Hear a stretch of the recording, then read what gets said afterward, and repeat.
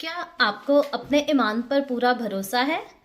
आपका ईमान आखिर किस हद तक खुदावंद पर मजबूत है? आप किस कदर खुदावंद पर यकीन रखते हैं? आज जिस दुनिया में हम रह रहे हैं, बड़ा चैलेंजिंग दौर है। हर तरफ से हमें बहुत सारे चैलेंजेस का सामना करना पड़ता है, सिर्फ माशरे की तरफ से नहीं बल्कि दूसरे मज़ाहिब के लोगों की तरफ से। बड़े मुश्किल कई बार क्रिटिकल क्वेश्चंस आ जाते हैं, उनकी वजह से हमें कंफ्यूजन हो जाती है कि आखिर हम अपने ईमान पर कायम हैं भी या नहीं। क्या कोई दूसरा हमें कभी गुमराह तो नहीं कर लेगा? मेरे अजीजों, बाइबल मुकद्दस में अगर हम ईमान की बात करें तो बाप इब्राहिम का नाम सबसे पहले आता है कि बाप इब्राहिम जिसको खुदा ने कहा अपना सब कुछ छोड़कर मेरे पीछे चल ले, जहां मैं तुझे जाने को कहता हूं वहां चल, तो मैं तुझे कौमों का बाप बनाऊंगा, मैं तुझे सरफराज करूंगा, मैं तेरी नस्ल को बढ़ाऊंगा। और बाप इब्राहिम ने खुदावंद की बात पर यकीन किया और जहां खुदावंद ने उसको कहा वहीं पर चल दिया।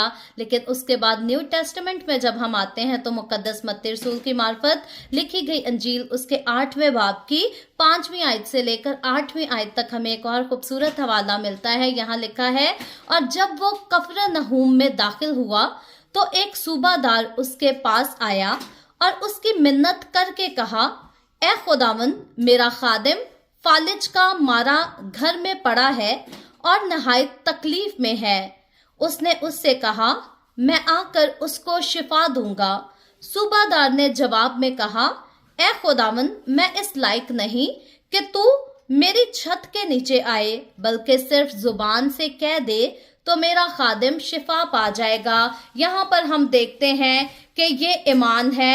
एक सूबेदार के बारे में बात की जा रही है कि कफरनहूम में खुदावंद यस्सु जब दाखिल होता है तो एक सूबादार जो है उसके पास आता है किसी फालिज के मरीज के लिए दुआ करवाने के लिए। जैसे आज भी हमारे घरों में कोई बीमार हो जाता है, कोई दुख तकलीफ हो जाती है, तो हमारे लोग क्या करते हैं, उनकी कोशिश होती है जो मशहूर खादिम हैं, जिनकी बहुत बड़ी कलीसियाएं हैं, उनके पास जाएं और उनसे दुआ की जाए, उनसे दुआ कराई जाए तो हम मौजज़ात को जो है वो देख सकेंगे। कई बार लोग इतना पैसा ज़ाया करते हैं, लंबा सफर करके जाते हैं शिफा को लेने के लिए, अपनी मुश्किलात का हल तलाश करने के लिए। यहाँ पर यह शख्स भी इसी तरह खुदावंद यस्सु के पास आता है ताकि शिफा की डिमांड की जाए। और खुदावंद यस्सु जब उसके साथ चलने की बात करता है कि मैं चलकर शिफा दूंगा, तो ये कहता है कि तू अपने मुंह से ही कह दे तो हो जाएगा, तुझे जाने की भी जरूरत नहीं। क्योंकि यहाँ पर यह शख्स इजहार करता है कि मेरा घर इस लायक नहीं कि तू मेरे घर की छत के नीचे आ सके, क्योंकि वो एक अजीम हस्ती से बात कर रहा है और उसको लगता है कि मेरा स्टेटस ऐसा नहीं, कि मेरे घर का स्टेटस ऐसा नहीं कि खुदावंद यस्सु मेरे घर में आ सके। तो वो कहता है उसका ईमान इस कदर मजबूत है खुदावंद यस्सु से कि खुदावंद यस्सु यहीं से कह देगा तो जो काम यस्सु फरमाएगा वो हो जाएगा।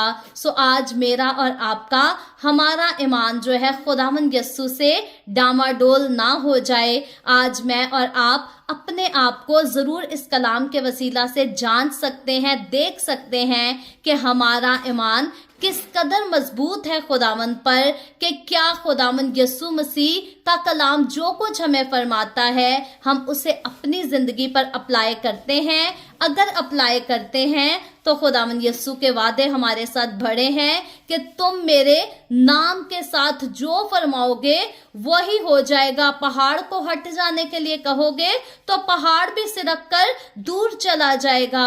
सो खुदावंद के वादे मेरे और आपके साथ इतने खूबसूरत, इतने लाजवाब हैं। मैं और आप, क्या आज हम इस सूबेदार की तरह अपने ऊपर इतना ईमान रखते हैं कि मेरा और आपका हमारा रिश्ता, हमारा ताल्लुक खुदा के साथ कैसा है? हमारा खुदा के साथ अगर ताल्लुक मजबूत है तो फिर खुदा पर हमारा ईमान भी मजबूत है। और अगर ईमान खुदा पर हमारा मजबूत है तो याद रखें, हम कितनी भी मुश्किल से क्यों ना गुजरें, कितनी भी बीमारियों का शिकार क्यों ना हो जाएं, हम अयूब की तरह हो जाएंगे और कहेंगे खुदावंद ने दिया, खुदावंद ने लिया, उसी का नाम मुबारक हो। लेकिन अपने ईमान से کبھی بھی ڈاواڈول نہ ہوں گے. سو میری دل سے دعا ہے خداوند مجھ کو اور آپ کو, ہم سب کو توفیق دے کہ ہم ایمان میں اور زیادہ مضبوط ہوں, قائم رہ سکیں اور اپنے خداوند میں آگے بڑھتے چلے جائیں. God bless you all.